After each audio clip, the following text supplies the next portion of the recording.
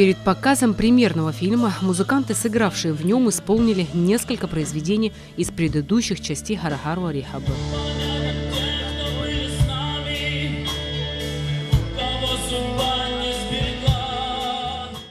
Президент Абхазии Рауль Хаджимба в своей поздравительной речи поблагодарил автора фильма Эму Ходжа и всех, кто принял участие в его создании, за то, что они вдохнули новую жизнь в песне войны.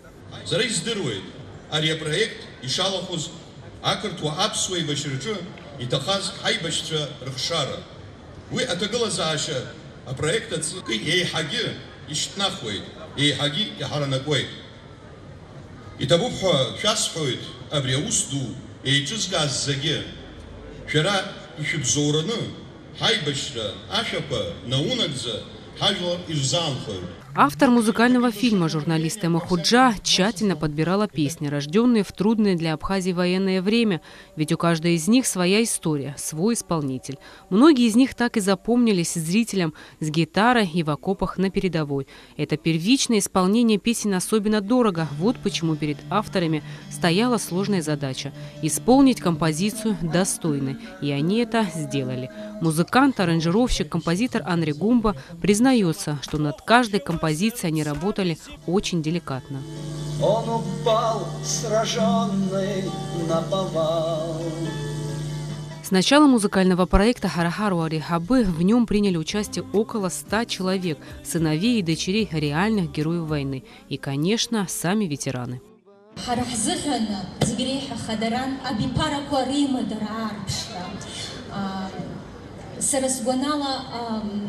Абипараква реймадара нагдзахойт хаскуянагут избанзара брага шпет забача рхат хаядзалан забача рымата зишцана акино джабзарги уртрымя кузагирнас заджар аджар хамазар хтыла яму папепш рабача раша корхозара джар хтыла ахатагю хохойт ахепшимраги хохойт.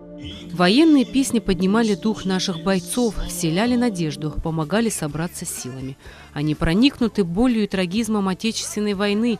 В третьей части фильма нашлось место и драме, и любви, и героизму. Кадры военной хроники плавно переходили в современные постановочные съемки, дополняя и как бы продолжая друг друга. И это одна из особенностей третьего фильма.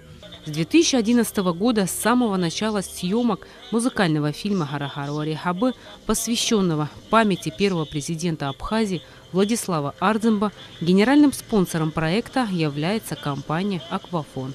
Когда впервые авторы проекта Эма Ходжа и Тимур Кучеберия озвучили свою идею в нашей компании, она нашла понимание и помощь.